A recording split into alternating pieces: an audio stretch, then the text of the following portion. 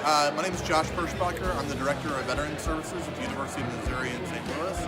I'm also the school certifying official, so we help to get veterans utilizing their benefits for GI Bill, state and federal tuition assistance, for attending different programs, undergraduate, graduate programs. If you have questions about any kind of school and utilizing benefits, I'm more than happy to get in touch with you, give you information on whatever I can. Even if you don't want to go to UMSL, I'm more than happy to give you all the info that I can. My name is Monica Weidman. I am hiring for all of our AutoZone stores. We are looking for both part-time and full-time folks. We have part-time drivers, and we have a new store opening in Creveport, and our Florissant store is constantly looking for great AutoZoners to serve our community. So if you can be a full-time, part-time, interested in Florissant or the surrounding area, we'd love to have you come on board. We're looking for wonderful applicants for the Missouri State Highway Patrol, male, female. The minimum requirements are you have to be 21 years of age, you have to be a resident of the state of Missouri, 2 years of prior military or 2 years of post certification or 30 hours of college credit. Just get in touch with us at our website, www.motrooper.com. motrooper.com. We're currently looking for forklift operators, AutoCAD design, machine operators of all levels.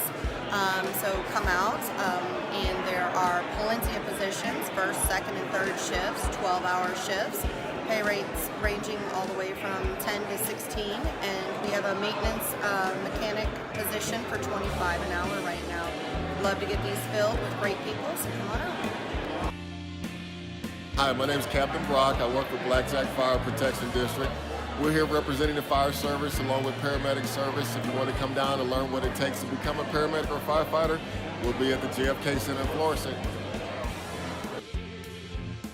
We're guys who applied for our apprentice linemen to go out and build power lines. We're the Missouri Valley Line Constructors.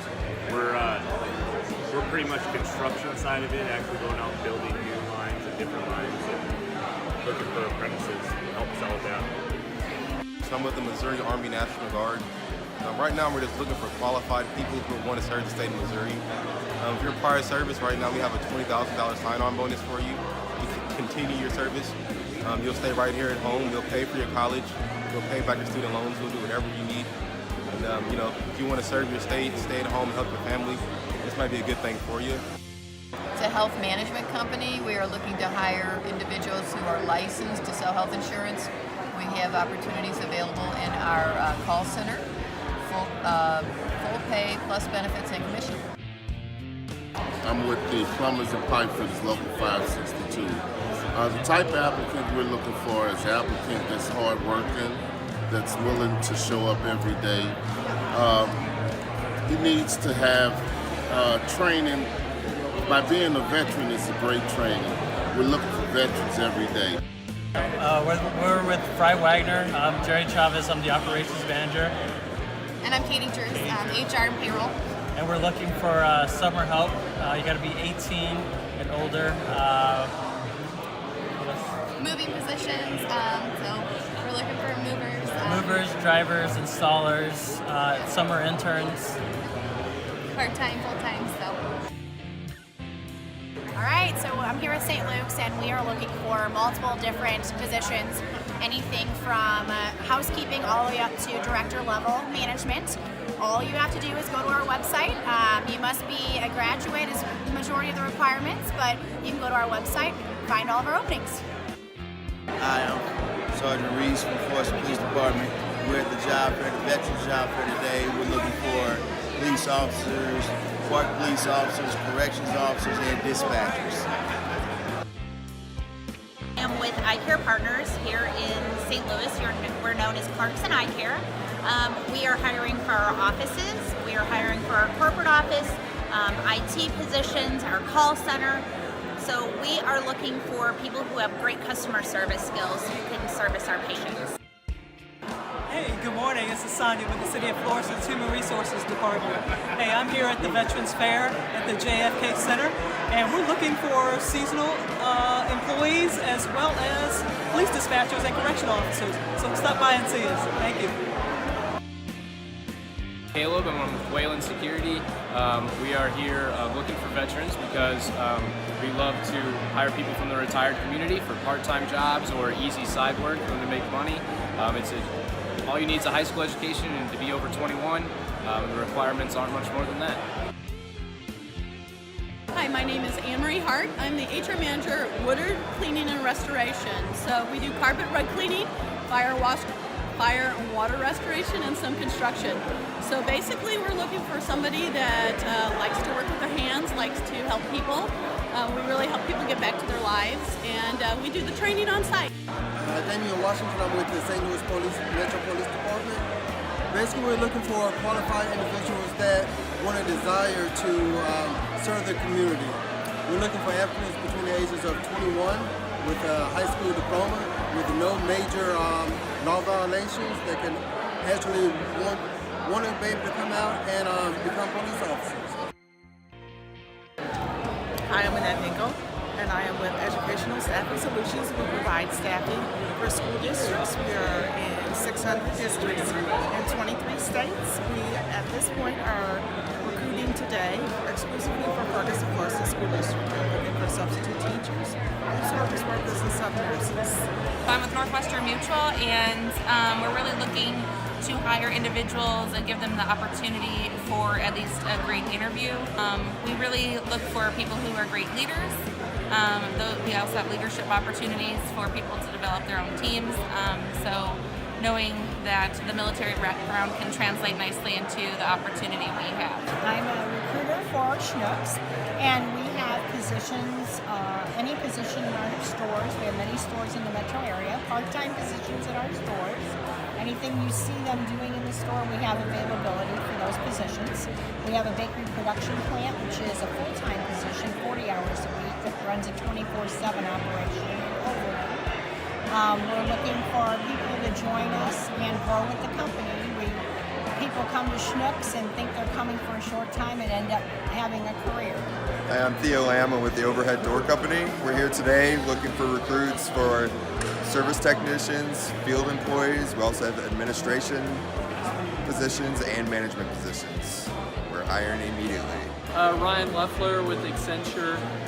So we're here recruiting for a number of different areas today, and specifically focusing on veterans. So we have technology, we have strategy, we have management consulting and security, and then we have some operations. Accenture has a publicly announced initiative that hiring 5,000 veterans by 2020, I believe, and we're including also veteran spouses as well in that number. We consult for very large companies, some of the top Fortune 500 companies, and even a very extremely large percentage of the top Fortune 100 companies are our clients. So really solving business problems in all of the areas that Brian mentioned. Jasmine Owens, I'm with Midwest Cyber Center, and I'm the Workforce Development Coordinator. Today I'm here to recruit veterans who are interested in cybersecurity. We have a pre-apprenticeship program that's 8 weeks long. It will be held in the afternoon, where you will get training on soft skills, the NIST framework, and IT fundamentals. That will roll into our paid apprenticeship program, where you get 2,000 hours on the job training, 580 hours online training, and at the end of the program we will pay for certifications that are credential recognized in the industry. So we're looking for vets, particularly vets that live in the North County or North City area at this time. So if you're interested, please go to MidwestCyberCenter.org for more information. My name is Dale Genowine, and I'm here with the Bricklayers Union, local number 1 of Missouri, and we're looking for qualified applicants for our apprenticeship program. Qualified applicants are anybody over the age of 17 that have a high school diploma and pass their entry-level drug test, and that's pretty much it. You know, we can work with anything else. We teach people the trade, and it's a good trade to be in. You know, there's a high demand for construction workers right now, and we're definitely looking for new qualified applicants. Hi there, I'm Ashley Duhame and I'm here with Goodwill, and today we're at a job fair looking for people for all 4 of our divisions. We have our retail, which we're best known for, our rehab, which helps people get back to work, so a lot of social workers and teachers, our head office, anything from accounting to IT, and then we have contracts, which is mostly janitorial, custodial, and floor techs. So really looking to focus on our mission today, which is getting people back to work. So remember that Goodwill has a job for you. And welcome to the Florissant John F. Kennedy Center. This building was built in the 60s, and it was named for the late great President John F. Kennedy, who everybody knows served honorably in the United States Navy, as did my father, myself, and my son. So I'm part of 3 generations Navy. We have City of Florissant is represented here in 2 ways. We have our Human Resource Director, Sandra Brooks-White, and we have our Police Department over there, Sergeant Reese and company.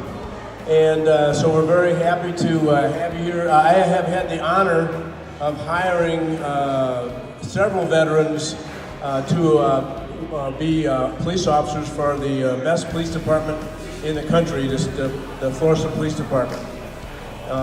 So anyway, I want to thank everybody that's here who served in the military. Thank you for your service. Florissant.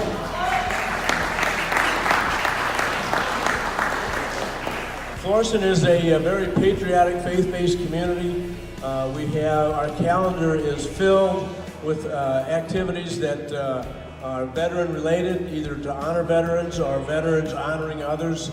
Our American Legion is very active in the Florissant Valley, as is our VFW and our Vietnam Veterans Association and other associations.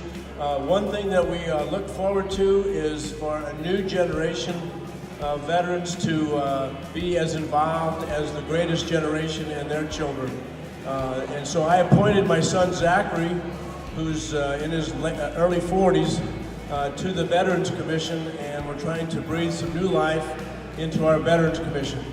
But we're so happy to host this event and all other events that are a benefit to veterans, and we, the City of Florissant, appreciate your service very much, and I hope you have a successful jobs fair today.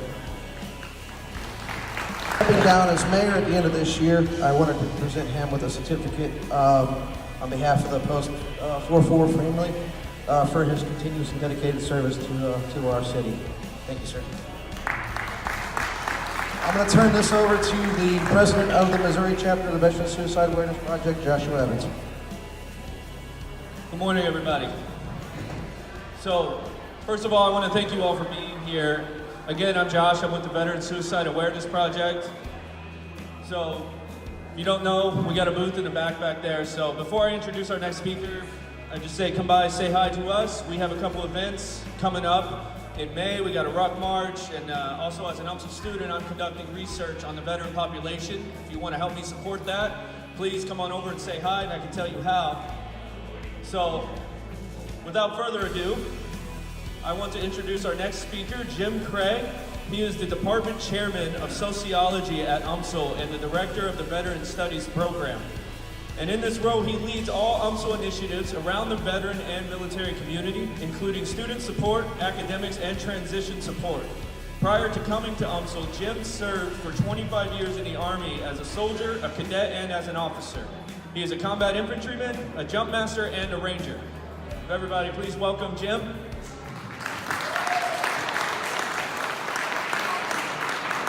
Thank you. This is an impressive event. So you may not know, but Bill and Josh are my students, and they've been working on this. Well, Bill, this has been in Bill's mind for probably 3 years, right? And then when the 2 of them got together, things really started happening. So to be honest, Bill talked to me about it, and I really didn't have a good vision for it. Bill had a vision for it, and I think we're there, right? I think you made it. It's pretty amazing what 2 vets together can accomplish. So thank you all for being here.